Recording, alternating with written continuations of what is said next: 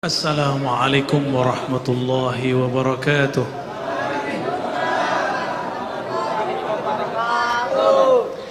Alhamdulillahilladzi ja'alana min ummati sayyidina Muhammad sallallahu alaihi wasallam.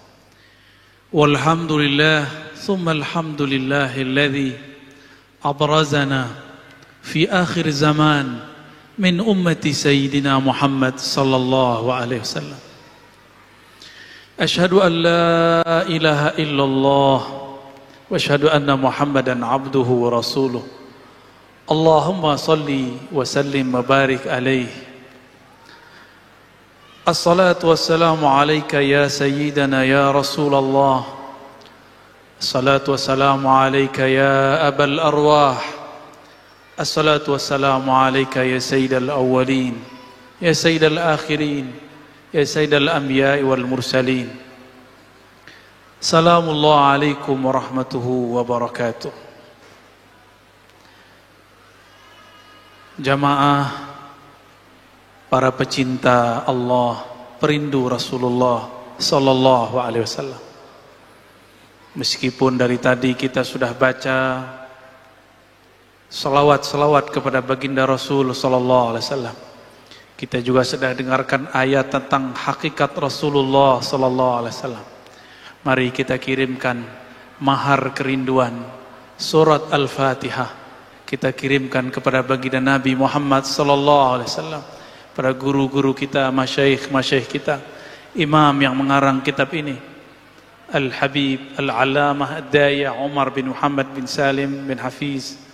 Begitu juga pengarang-pengarang kitab yang lain, Diaul Lami, Daiba, Al-Barzanji, kepada yang pertama kali menghidupkan Maulid Nabi As-Sultan Al-Muzaffar Abu Sa'id Al-Kaukabari, kepada iparnya Salahuddin Al-Ayubi, merekalah yang menghidupkan majelis ini. Untuk mereka kita kirimkan mahar kerinduan, tanda terima kasih. Al-Fatihah. أعوذ بالله من الشيطان الرجيم بسم الله مالك يوم الدين إياك نعبد وإياك نستعين صراط الذين أنعمت عليهم غير المغضوب عليهم ولا الضالين. Semoga berkah bacaan Al-Fatihah, surat pembuka, Allah buka hati pikiran kita, Allah buka ruh kita yang selama ini terpenjara oleh nafsiyah, kedirian, keegoan kita. Amin ya rabbal alamin. Bagaimana cara menumbuhkan rindu? Kenalilah yang dirindui, cintailah ia, dengarkan kisah-kisahnya. Maka malam ini saya akan kisahkan sebagian dari kisah beliau. Tatkala Abdullah pulang ke rumahnya, Abdullah dinikahkan dengan Aminah bintu Wahab. Abdullah menyebutkan dirinya, ana zabihani. Maka Nabi Muhammad mengatakan, ana ibnu zabihain, aku adalah putra dari dua orang yang pernah akan disembelih. Pertama Abdullah, dan yang lebih awal lagi adalah Sayyidina Ismail alaihissalam. Dulu Sayyidina Abdullah pernah mau dibunuh, bukan dibunuh, dinazarkan, jika dia lahir maka Abdul Muttalib akan menyembelihnya. Diundi, undian ke-10 baru namanya hilang. 1 kali undian 10 kali domba, maka 10 kali undian 100 domba. Abdullah mengatakan, ana ibnu mi'ati ghanamin, aku seharga 100 domba. Mahal ya. Sayyidina Abdullah dinikahkan dengan Aminah itu karena Abdul Muttalib bermimpi ada pohon tumbuh dari dalam rumahnya. Pohon itu hanya menutupi sebagian, tapi kurang menaungi bagian yang lain. Esok hari datanglah ia kepada ahli takbir mimpi. Apa kata dia? Wahai Tuan, takbirlah mimpiku. Maka sang pentakbir mimpi mengatakan, pohonmu artinya adalah dari nasabmu akan tumbuh, akan muncul seorang pemimpin di tanah Arab. Tapi kepemimpinannya tidak sempurna kecuali dia dikawinkan dengan pohon satu lagi. Maka kawinkanlah dia dengan keturunan Wahab. Pulang dicarilah oleh Abdul Muthalib. Apakah Wahab punya anak seorang putri? Ternyata beruntunglah putrinya adalah seorang yang sangat amanah. Maka digelari, dinamai dengan Aminah. Abdullah hamba Allah menikah dengan Aminah, perempuan yang menjaga rahasia-rahasia. Menikahlah Abdullah, di dalam dirinya ada nur yang dulu ada dititipkan Allah kepada Nabi Adam, turun ke Nabi Syis, turun ke Nabi Idris, turun ke Nabi Nuh, turun ke Nabi Ibrahim, turun ke Nabi Ismail, turun kepada Bani Kinan, Bani Quraisy, terus Adnan, terus sampai kepada baginda Rasul. Dari Abdullah turunlah nur itu kepada Aminah. Aminah kemudian dipanggillah Abdullah. Ia mengatakan, wahai istriku tercinta, aku mohon izin untuk berdagang seperti sedia kala. Berangkatlah Abdullah, pergilah ia ke tanah Syam. Tapi sebelum pulang, sebelum sampai di rumah, umur tidak panjang, betapa malang Aminah, masih muda sudah menjadi janda. Bagaimana nasib perut yang sudah ada isinya? Di situ ada jabang bari yang nanti lahir tanpa ayah, yatim sebelum dia lahir. Namun Allah tidak pernah tidur, tidak pernah lupa. Yang dititipkan Allah ke dalam perut Sayyidah Aminah adalah kekasihnya. Maka Allah Subhanahu wa ta'ala hampir setiap malam, setiap hari mengirimkan kabar gembira, mengirimkan makanan-makanan surgawi kepada Sayyidah Aminah. Hamillah Sayyidah Aminah. Pada minggu-minggu pertama ia hamil, datanglah Sayyidina Jibril menyeru dari langit, ya Aminah, yang engkau kandung adalah Sayyidul Alamin, yang engkau kandung adalah penghulu alam semesta. Meskipun engkau menjadi janda, tapi Allah Subhanahu wa ta'ala akan menjagamu, karena yang di dalammu adalah kekasihnya. Esok hari datang lagi Mikail, esok besoknya lagi datang lagi Adam. Datanglah nabi-nabi, nabi-nabi yang utama sampai nabi-nabi yang tidak disebutkan namanya. Mereka semua mengatakan, wahai Aminah, janganlah bersedih, yang engkau kandung adalah kekasih pemilik alam semesta. Maka Aminah tidak pernah merasa kesepian, meskipun suaminya tidak pernah pulang kecuali hanya namanya. Bayangkan jika ada di antara saudari-saudariku baru menikah, baru hamil, suaminya wafat. Malangnya nasib. Tapi Allah tidak pernah tidur. Allah hiburlah ibunda Rasulullah sallallahu alaihi wasallam. Jika dulu Sayyidatuna Maryam dikirimkan buah-buah surga, dijamin kedatangannya, maka yang di dalam perut Sayyidah Aminah lebih mulia daripada Sayyidina Isa yang dikandung Sayyidatuna Maryam. Tentulah penjagaan dan jaminan Allah lebih tinggi dan lebih besar kepadanya. Itulah yang membuat Sayyidah Aminah yakin hidupnya aman sentosa. Sejak saat itulah Aminah percaya di dalam perutnya ada seseorang yang dia akan menjadi nabi akhir zaman. Dialah makhluk pertama yang percaya di antara manusia bahwa yang akan dia lahirkan adalah seorang nabi. Belum lahir Nabi Muhammad, Aminah sudah beriman. Tidak seperti yang dikatakan oleh orang-orang yang buruk adab kepada baginda Rasul sallallahu alaihi wasallam yang mengatakan orang tua Nabi disiksa dalam neraka.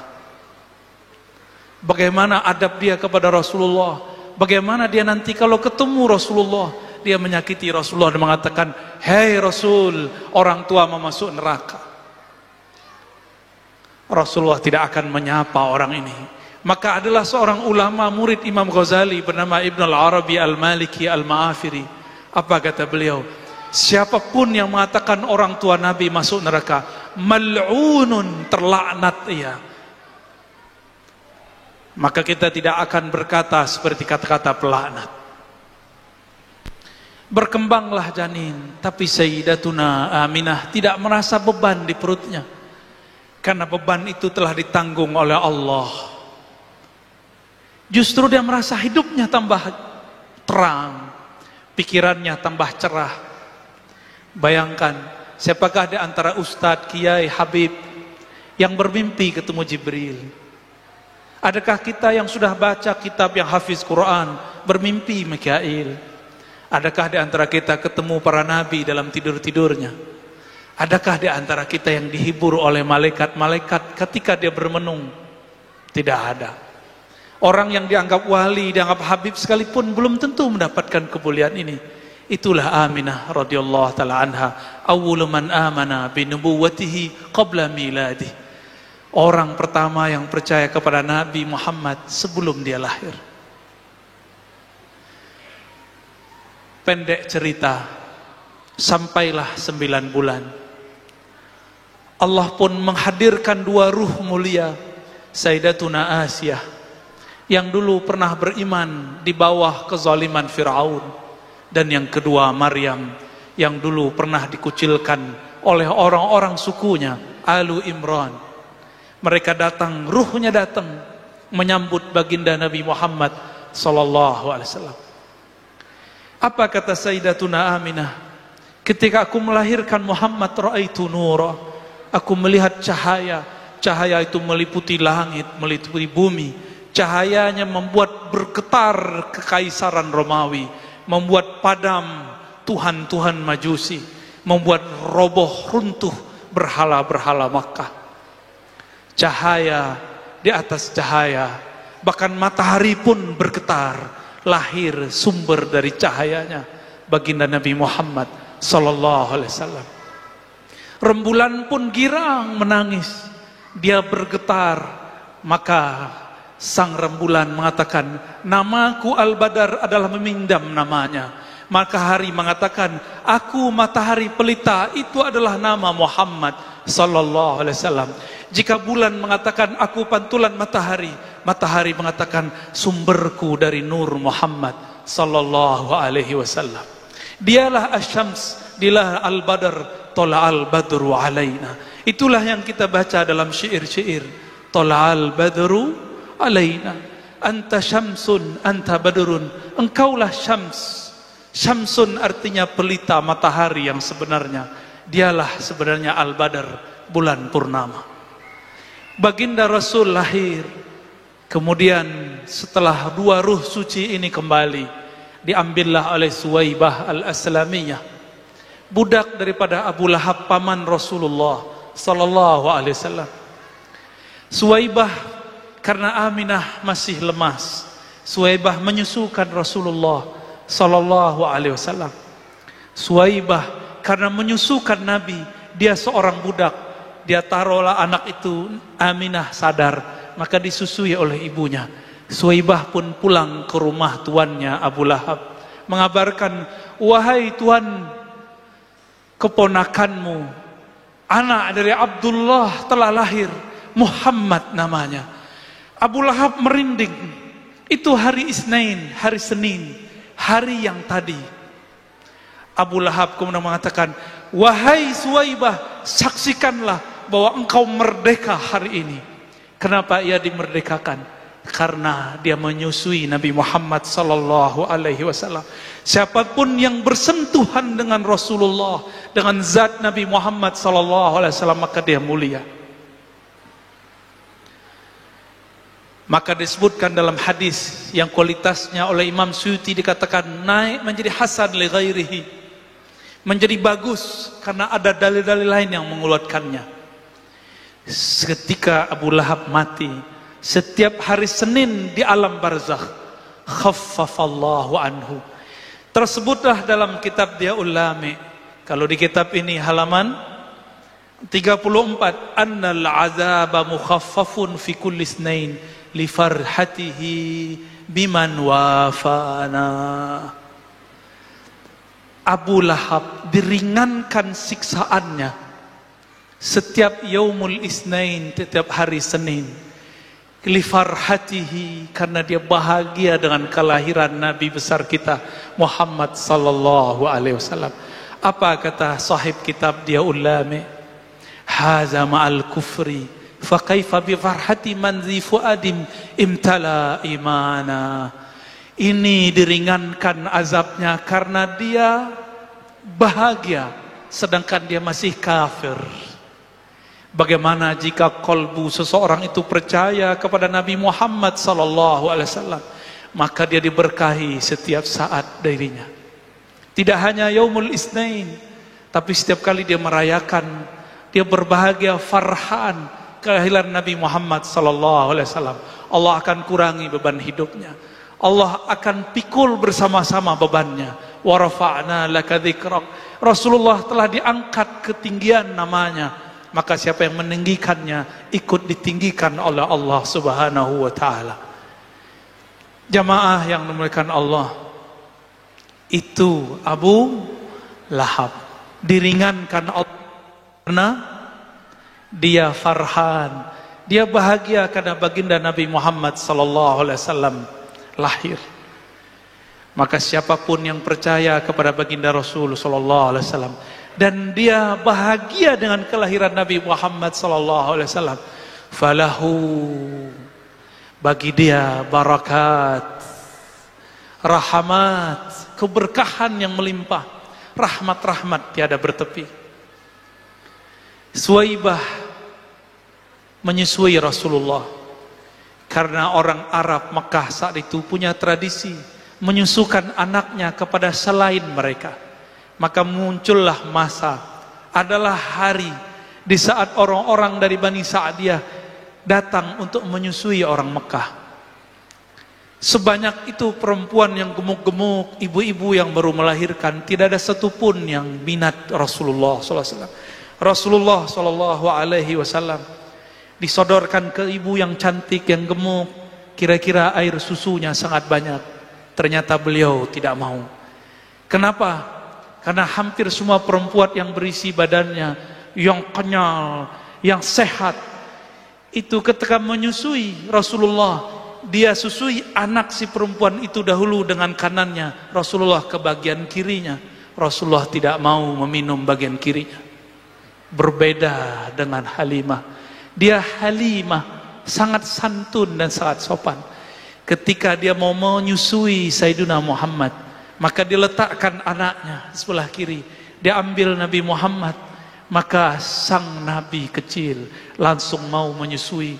Perempuan yang sangat kurus malang, dia punya ternak-ternaknya banyak yang mati, dia punya ternak domba yang bisa mengeluarkan susu, tapi susunya tiada yang keluar. Tapi semenjak dia mendatangi Nabi Muhammad dibawa pulang, semua ternaknya gemuk, semua air susu pun mengalir. Diangkatlah oleh Allah derajat Halimah yang tadinya fakir, miskin, menjadi keluarga yang penuh diberkahi. Tadinya mendapatkan bagian sedekah susu, sekarang dia membagi bagian susu ke tetangga-tetangganya. Kenapa? Di rumahnya ada bayi kecil, Sayyidul Alamin, Sayyidina Muhammad sallallahu alaihi wasallam. Halimah, dia orang yang miskin, tapi dia sabar. Rasulullah mengatakan, Allahumma ja'alni miskina. Ya Allah, engkau kayakan aku, tapi jadikan styleku style orang miskin. Karena dulu yang menyusukanku seorang yang miskin. Sallallahu alaihi wasallam. Pendek cerita, umur beliau sudah sampai 7 tahun. Bermain-main dengan saudara susunya. Di suatu tempat, beliau badannya biasa, badannya kecil. Naik keledai bersama dengan saudaranya, anak Halimah Sa'diyah. Betapa lucunya Sayyidina Muhammad berdua dengan saudara susunya di atas keledai. Keledai itu lebih rendah daripada onta, lebih rendah juga daripada kuda, tapi juga lebih besar daripada bighal. Sedang sekali, jika ada orang berjalan di atasnya, lucu, sangat menarik sekali. Sampai di tengah jalan, apa kata Sayyidina Muhammad kecil? Wahai saudara susuku, aku kehausan, aku pengen makan dan minum. Jika engkau berkenan, jemputlah ke rumah ibumu, aku sungkan kepada ibumu. Maka pulanglah dia. Tapi ketika dia pulang, balik lagi. Ketika dia balik, dia melihat Nabi Muhammad SAW sedang dibelah dadanya oleh dua sosok bersayap, sangat besar, tapi wajahnya sangat indah. Kemudian si anak ini lari kepada ibunya. Wahai ibunda, kutila Muhammadun, kutila akhi Muhammadun. Saudaraku dibunuh oleh dua sosok yang tidak tahu dari mana. Halimah pun ketakutan. Wajahnya pucat, bulu romanya merinding. Dia penuh ketakutan, dia panggil suaminya, wahai suamiku, anak kita Muhammad, anak kita dibunuh oleh seseorang. Dia menangis, dia berteriak, ya Muhammad, ya Muhammad. Ternyata sampai di sana Nabi Muhammad SAW main-main seperti sedia kala. Dia peluklah Nabi Muhammad SAW yang tadinya jantungnya hendak mau copot, tapi melihat Nabi Muhammad masih utuh sedia kala, dia bahagianya bukan main. Ternyata anakku, anak susuku masih hidup, sumber keberkahanku masih hidup. Walhasil Sayyidatuna Halimah mengatakan kepada suaminya, wahai suamiku, anak kita bukan anak biasa.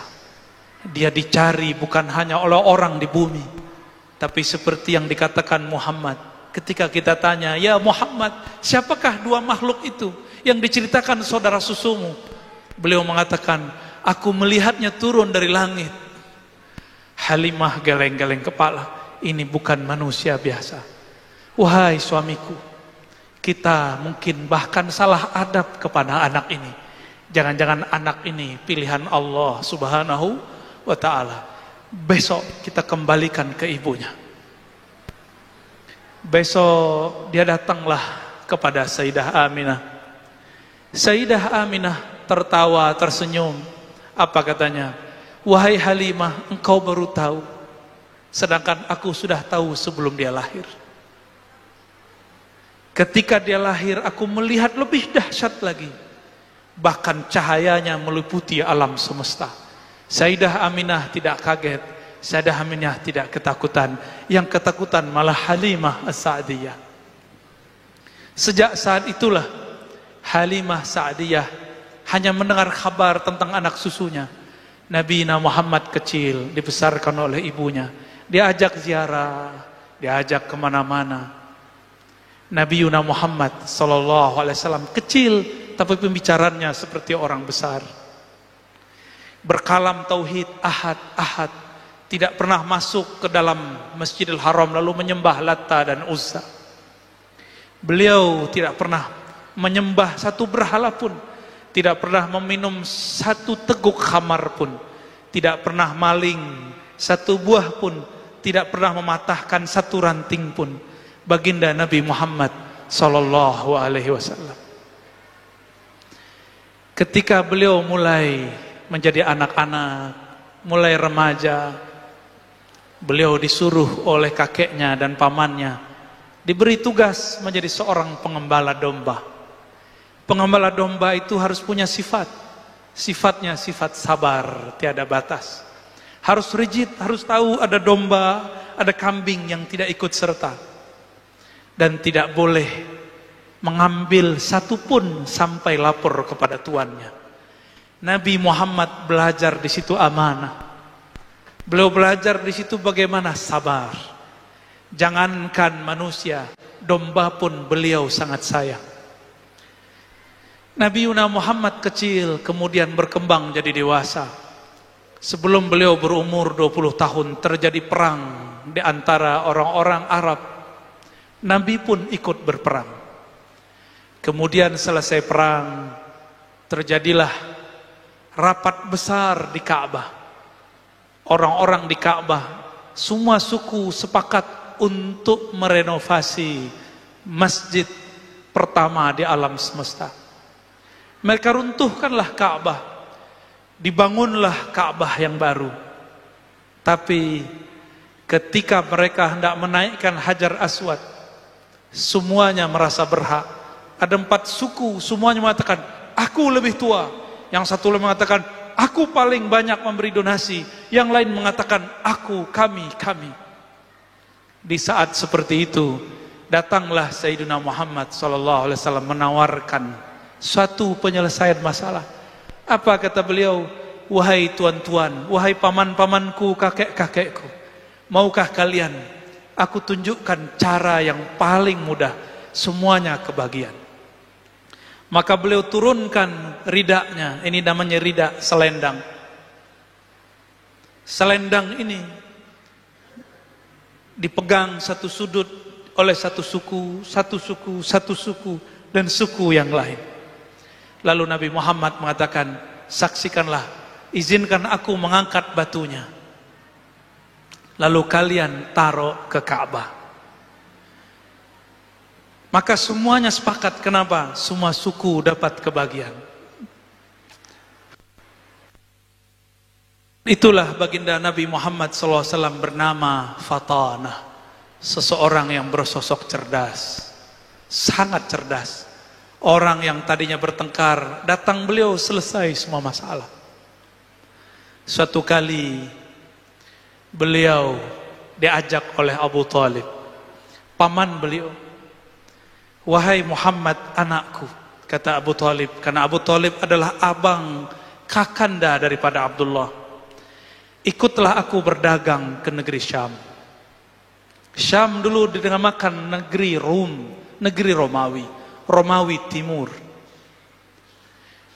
Bahasanya bahasa Yunani, bahasa Romawi. 2 bahasa itu dipakai. Makanya ibu kotanya dalam bahasa Arab disebut Dimashq, dalam bahasa sana disebut Damaskus. Ada us menunjukkan bahasa asli sana. Diajaklah Nabi Muhammad SAW remaja untuk berangkat ke negeri Syam. Ternyata sebelum masuk ke pusat kota Damaskus, sudah ada rahib yang setiap hari melihat adakah kafilah yang membawa tanda-tanda kerasulan. Bertahun-tahun, puluhan tahun dia menunggu, karena dia membaca di kitab Injil bahwa sang Nabi akhir zaman jika melewati sesuatu tempat, pohon-pohon pun merunduk, hewan-hewan pun sujud, semua batu-batu mengucapkan salam. Assalamualaikum ya Rasulullah. Sampailah kemudian di suatu masa yang ditunggu-tunggu, tanpa dikira, tanpa direncanakan, si rahib yang bernama Bukhairah mendapatkan apa yang dia tunggu puluhan tahun.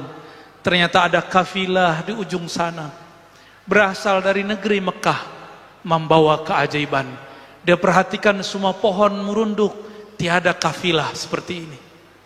Dia perhatikan semua hewan pun sujud, tapi manusia tidak jaga sadar.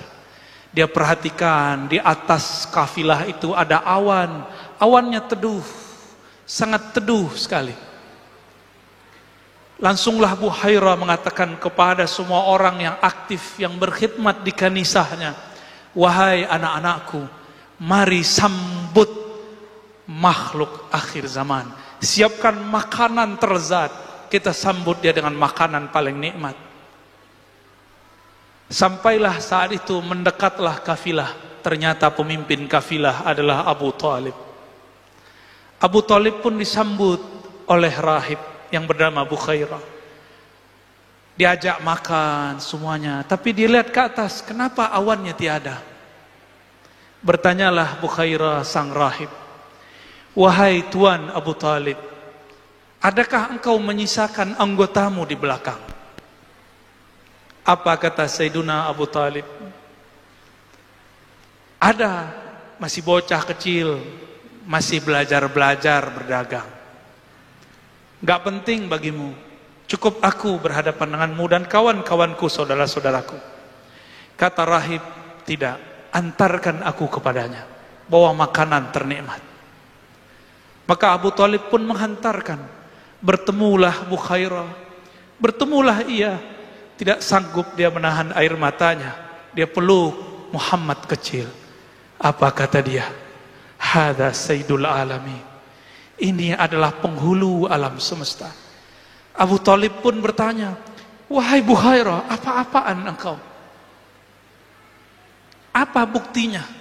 Kenapa engkau mengatakan ponakanku ini, anakku ini adalah penghulu alam semesta? Apa kata Buhairah?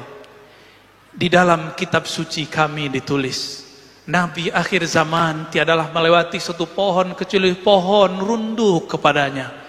Melewati suatu gunung, bebatuan-bebatuan pun mengucapkan salam kepadanya. Tiadalah hewan melewatinya kecuali sujud kepadanya. Aku memperhatikan dia semenjak engkau datang dari sudut jalan sana sampai di tempat ini. Inilah Sayyidul Anbiya wal Mursalin, penghulu semua nabi, penghulu semua nabi dan rasul. Tercenganglah Abu Thalib. Ternyata keponakannya bukan sembarang orang. Wajar, ini anak dari sosok Abdullah yang harganya 100 domba. Akhirnya Buhairah mensabdakan kalamnya. Apa katanya? Wahai Abu Thalib, tolong dengarkan kata-kataku. Pulangkan anakmu hari ini juga. Jangan bawa ke dalam kota. Jika orang-orang Rum mengetahui ciri-ciri anakmu, mereka akan membunuhnya. Sayaqtuluna. Dalam riwayat yang tidak disebutkan, terjadilah dialog panjang Buhairah dengan sang Nabi. Karena sang Nabi tidak pernah syirik. Sang Nabi selalu berkalam-kalam tauhid. Disitulah sempurnanya tauhid Buhairah. Disitulah dia sudah percaya kepada Nabi Muhammad sebelum beliau mendakwahkan kenabiannya. Itulah kesempurnaan Buhairah. Dia mendapatkan dua keutamaan. Iman ke Nabi Isa, iman ke Nabi Musa. Dia juga iman kepada Nabi akhir zaman. Setelah itu tidak disebutkan lagi kabar. Dikirimlah seseorang untuk mengantarkan Nabi Muhammad pulang. Nabi Muhammad pun kembali menjadi pengembala domba. Buhairah tidak dikabarkan kecuali dia wafat. Sempurna imannya. Dia berdoa, ya Rabb, hajatku telah sampai. Aku telah bertemu sang Nabi akhir zaman. Jemputlah aku, meninggallah ia. Ditutuplah kanisahnya. Sallallahu alaihi wasallam. Itulah Nabiuna Muhammad sallallahu alaihi wasallam. Ia jika ditemui oleh bebatuan, batu mengucapkan salam kepadanya. Salam itulah yang antum baca tadi. Ya Nabi, salam alaik. Salam itu dimasukkan ke dalam kitab yang berisikan madaih, maulid. Itulah yang kita baca. Kadang kita malu kepada pepohonan, malu kepada hewan-hewan, malu kepada bebatuan. Batu yang keras kenal Rasulullah. Betapa keras kolbu ini. Orang mahalul qiyam disebut assalamu alaika, ya Nabi salam alaika. Tapi hati ini tidak berketu juga tersentuh, tidak juga merinding, tidak juga bergetar. Betapa bohongnya kita. Disebut namanya tidak bersolawat, disebut kisahnya tidak merinding, disebut sifat-sifatnya tidak merindu. Bagaimana kita mengikuti syair kullul qulub, semua kolbu kepada habibnya, ilal habibi, kepada kekasihnya pasti condong. Jika disebut nama kekasih, pasti air matanya mengalir. Inilah yang ditahan-tahan para perindu. Inilah yang ditahan-tahan para pecinta. Jika kolbunya kuat, dia bisa menahan tangisnya kepada baginda Nabi Muhammad sallallahu alaihi wasallam.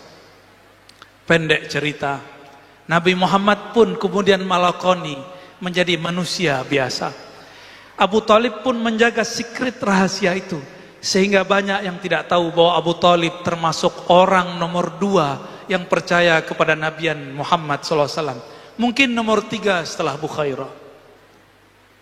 Tapi kadang-kadang kita menggunakan beberapa riwayat yang lain bahwa Abu Thalib dikatakan tidak beriman. Saya meyakini Abu Thalib adalah orang nomor 3 atau nomor 2 yang beriman setelah Sayyidah Aminah, Bukhairah, lalu Abu Talib. Apakah kurang perjuangan Abu Talib ketika orang-orang Quraisy yang kafir ingin membunuh Nabi Muhammad? Beliaulah yang menjaga. Apa perjuangan antum kepada Rasulullah sehingga berani mengatakan Abu Talib kafir? Adakah yang menjaga Rasulullah SAW seperti Abu Talib?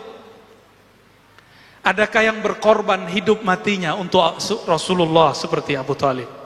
Maka beradablah kepada Rasulullah. Hentikan kata-kata Abu Talib finnar, kata-kata Abdullah finnar, kata-kata Aminah finnar. Itu kata-kata yang membuat nabimu sedih, kata-kata yang membuat Nabi Muhammad tidak suka. Suatu kali Zainab binti Abi Lahab datang kepada Rasulullah menangis. Wahai pamanku Rasulullah, aku dicaci maki oleh orang-orang yang merupakan sahabatmu. Apa kata mereka? Ya binta ahlin nar, wahai anak penduduk ahli neraka Abu Lahab. Aku sedih wahai Rasulullah. Maka orang yang memanggil Zainab dengan panggilan ejekan ini disidang oleh Rasulullah. Lalu Rasulullah mengatakan, la tuhzil ahya bil amwat. Jangan kamu sakiti orang yang hidup karena perilaku orang yang mati. Betapa menyakitkan ketika ada orang yang mengatakan hari ini kedua orang tua Nabi masuk neraka. Nauzubillah summa nauzubillah. Wajar jika Ibnul Arabi mengatakan mal'un, terlaknat. Kalau terlaknat berarti 11-12 dengan syaitanir rajim. Nauzubillah min. Wajar dia kurang ajar kepada guru-guru kita, kurang ajar kepada zuriat Nabi, kurang ajar kepada ulama-ulama kita, kepada orang tua Nabi pun dia kurang ajar. Maka mari selamatkan masjid-masjid kita dari mereka. Selamatkan anak-anak kita daripada ajaran-ajaran mereka.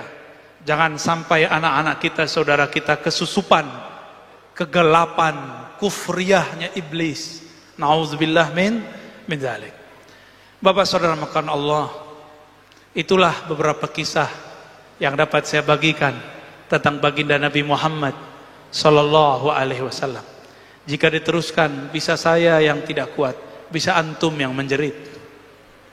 Semoga cinta ini sampai kepada baginda Nabi Muhammad sallallahu alaihi wasallam. Ya Sayyidana ya Rasulullah, wahai baginda Rasulullah, kami malam ini berkumpul di masjid yang nama masjidnya pun diambil dari gelarmu, Masjid Nabawi.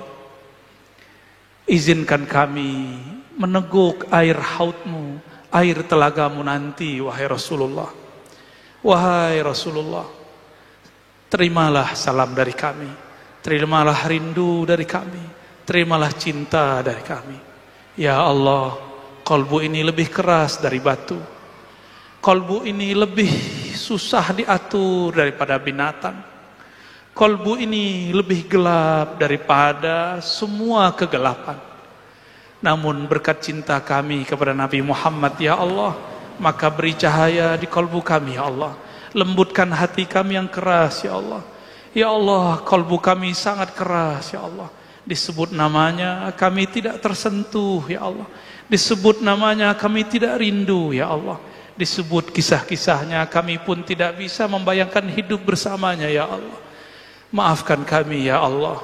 Ya Afu, ya Karim, ya Ghaffar, ya Ghafur.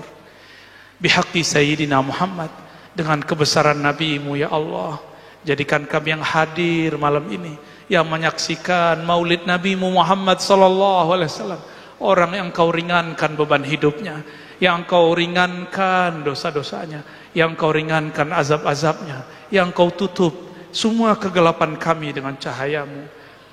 Berapa banyak pun dosa kami ya Allah, namun jika rahmaniyah-Mu, kasih sayang-Mu melimpahi kami, semuanya akan melimpahi, semuanya akan menutupi kami ya Rabb. Allah masturna bisitrikal jamil. Ya Allah yang maha indah, kami ini tidak indah ya Allah. Amal kami sangat buruk ya Allah. Batin kami sangat busuk ya Allah. Namun dengan keindahan keharuman-Mu ya Allah, maka harumkan kalbu kami dengan nama Nabi-Mu ya Allah. Rabbana atina fid dunya hasanah wa fil akhirati hasanah wa qina adzabannar. Ya Allah, berikan yang kami yang hadir malam ini kebahagiaan di dunia dan di akhirat, berkah Nabi-Mu Sayyidul Awwalin Sayyidul Akhirin. Jika kami dibangkitkan nanti di padang mahsyar, izinkan kami mendapatkan tanda pengenal, cahaya yang memancar di wajah kami, cahaya bekas wudu, cahaya sujud, sehingga Nabi-Mu mengenali kami. Jangan jadikan kami orang yang mengatakan ya Rasulullah, tapi Rasulullah tidak menoleh kepada kami. Jangan jadikan kami ya Allah orang yang mengaku umat Nabi Muhammad, tapi Nabi tidak mengakui kami. Jadikan kami ya Allah tanpa mengaku pun Nabi menjemput kami. Ketika kami ditimbang, kami diberi syafaat, dibantu oleh Rasulullah. Ketika kami ditanya dalam kubur, Nabi membersamai kami. Ketika kami berjalan di sirat-Mu, kami dibimbing oleh Rasulullah. Ketika kami antri di depan pintu-pintu surga-Mu, jadikan kami mendapatkan syafaat Nabi-Mu sallallahu alaihi wasallam. Wa sallallahu ala sayyidil awwalin sayyidil akhirin sayyidina Ahmad sayyidina Muhammad wa ala alihi wal mahdi khalafatihi wa sallim. Walhamdulillahi rabbil alamin. Assalamualaikum warahmatullahi wabarakatuh.